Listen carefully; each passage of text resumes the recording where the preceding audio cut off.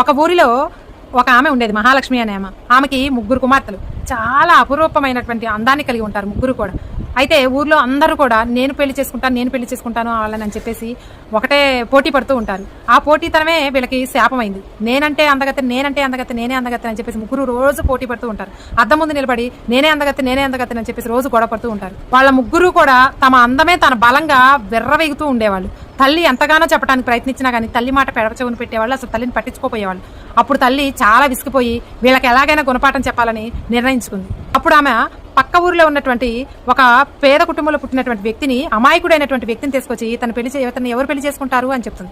అప్పుడు పెద్ద కుమార్తె, చి ఈ దరిద్రుని నేను పెళ్లి చేసుకోవటం ఏంటి, చిచి నేను చేసుకోను అంటుంది. రెండో కుమార్తె, నీకేమైనా పిచ్చా, నేను ధనవంతుని మాత్రమే పెళ్లి చేసుకుంటాను, ఇతన్ని నేను చేసుకోను అని చెప్తుంది. మూడో కుమార్తె మాత్రం నవ్వుతూ, అమ్మా నీకు నమ్మకం ఉంటే నేను ఇతన్నే పెళ్లి చేసుకుంటాను, నేను పెళ్లికి సిద్ధం అమ్మా అంటుంది. అప్పుడు ఆ తల్లి మూడో కుమార్తెని ఇచ్చి పెళ్లి చేస్తుంది. పెళ్ళైన మరుసటి రోజు ఇతను బిచ్చగాడు కాదు, పెద్ద ధనవంతుడు అని చెప్తుంది. అప్పుడు మిగిలిన ఇద్దరు కుమార్తెలు కూడా, పెద్ద కుమార్తె రెండో కుమార్తె ఉన్నారు కదా, ఒక్కసారి ఆశ్చర్యపోతారు. మూడో కుమార్తె మాత్రం, అమ్మా మరి ఎందుకు ఇంత బిచ్చగాడిలా ఉన్నాడు అని అంటుంది. అప్పుడు ఆ ధనవంతుడు నా దగ్గరకు వచ్చి దయ కలిగిన హృదయం కలిగినటువంటి మంచి మనసున్న అమ్మాయి మాత్రమే నాకు కావాలి అని అన్నాడు, అందుకే మీకు ఈ పరీక్ష పెట్టాను అని అంటుంది. ఆ మాటలు విన్నటువంటి ఇద్దరు కుమార్తెలు కూడా సిగ్గుతో తలదించుకున్నారు. కాబట్టి అందం మాత్రమే శాశ్వతం కాదు, మంచితనం అలాగే నిజాయితీ, ఈ రెండు మాత్రమే మనుషుల్ని గొప్పవాళ్ళుగా తీర్చిదిద్దుతాయి. ఏమంటారు?